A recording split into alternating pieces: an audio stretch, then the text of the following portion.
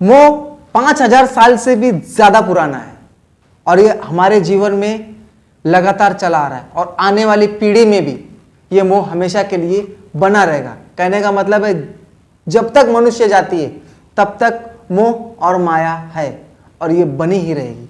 पर ये मोह होता क्या है, काम कैसे करता है, हमारे जीवन पर क्या प्रभाव डालता है, आज हम मोह शब्द को साइकोलॉजिकली समझने की कोशिश करेंगे कि मोह होता क्या है। नमस्कार दोस्तों, मैं सत्यम वर्मा आप लोगों का अपने YouTube चैनल पर स्वागत करता हूं।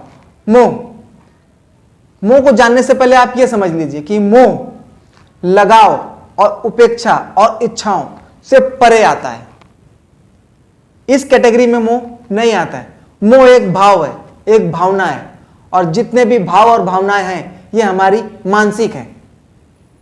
दिखाई तो नहीं देती लेकिन हमारे मानसिक में या हमारे भौतिक शरीर में कहीं ना कहीं चिंतन करते रहती हैं और यही मोह का रूप ले लेती हैं। इसे आप साइकोलॉजिकली समझने की कोशिश करिए। यदि आप कहीं हैं और कहीं से भागना चाहते हैं या फिर बचना चाहते हैं या फिर कोई ऐसा डर जो आपके भीतर बैठ गया है, आपसे जा नहीं रहा है, उसी क्षण तुरंत अटल सत्य रूप से आप में मोह पैदा होगा और इससे कोई बच नहीं सकता। यह हो गया एक पहलू। अभी साइकोलॉजिकली दूसरा पहलू भी समझ लीजिए। आपकी जो बुद्धि है, बुद्धि भौतिक जगत को सत्य मानती है और उससे जुड़ जाती है। बुद्धि जहां जहां जुड़ेगी वहां वहां भ्रम पैदा करेगी। कहने का मतलब ये भौतिक अस्तित्व में जो कुछ अवेलेबल है आपके पास, मेरे पास या किसी दूसरे के पास, वो कुछ समय के लिए है और एक निश्चित समय बाद समाप्त हो जाएगी। लेकिन क्या बुद्धि जुड़ जाती और भ्रम पैदा करती। ये भ्रम ही है जो मोह पैदा करती है और जहां जहां भ्रम है वहां वहां मोह अपने आप पैदा होगा। अब दूसरा पहलू तो आप आराम से समझ गए। अब एक महत्वपूर्ण पहलू समझने की कोशिश करिए, परिवार। आप किसी भी समस्या में पड़े हैं या परेशान हैं या चिंतन चल रहा है तो आप सिर्फ और सिर्फ अपने परिवार को बीच में लाएंगे, परिवार का सहारा लेकर भागने की कोशिश करेंगे। जैसे कि अर्जुन युद्ध के मैदान में कर रहा है, श्री कृष्ण को ज्ञान दे रहा है कि ये मेरे रिश्तेदार हैं, ये मेरा परिवार है, मैं इन्हें नहीं मारूंगा। इसलिए श्री कृष्ण कहते हैं कि तू असमय जिस चीज को प्राप्त हुआ है वो तेरा मोह है और ये श्रेष्ठ पुरुषों के लक्षण नहीं है। इस पर अभी हम थोड़े समय बाद बात करेंगे।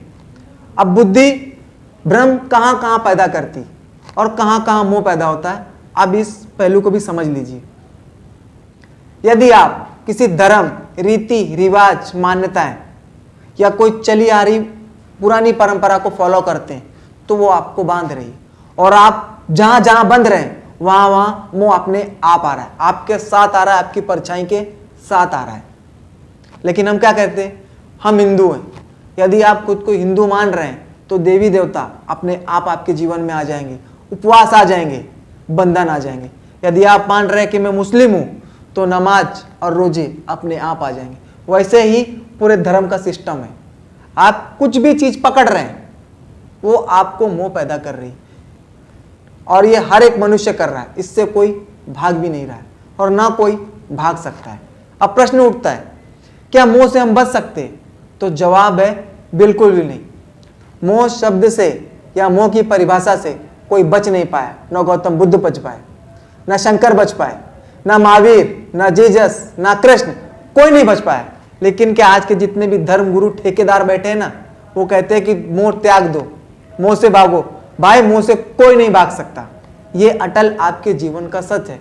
बस इतना फर्क है, आप मोह को कुछ समय के लिए साइड में रख सकते हैं। जैसे कि आपके हाथ में कोई महान कार्य है, आप कोई महान काम कर रहे हैं, जैसे कि आप यूपीएससी की तैयारी कर रहे हैं, कोई पढ़ाई कर रहे हैं, तो आपका काम सिर्फ और सिर्फ पढ़ाई करना है, वो आपका महान कार्य है। लेकिन क्या करते हैं, उस पढ़ाई के बीच में हम रिश्तेदारी ले आते, दोस्त ले आते, परिवार ले आते और पढ़ते पढ़ते उसी में चिंतन करने लगते, हमारा वो कार्य बिगड़ जाता। यदि परफेक्ट एग्जाम्पल समझिए, जितने भी सेना के अधिकारी हैं, जितने भी फौजी लोग हैं, उनके लिए परिवार मायने नहीं रखता। परिवार मायने तब रखता है जब वो छुट्टी पर आते तो पूरा मोह करते थोड़े भी मुंह में परेशानी उनको रहती नहीं है, लेकिन हाँ जब वो अपनी ड्यूटी कर रहे हैं तो फिर कोई उनके बीच में नहीं आ सकता।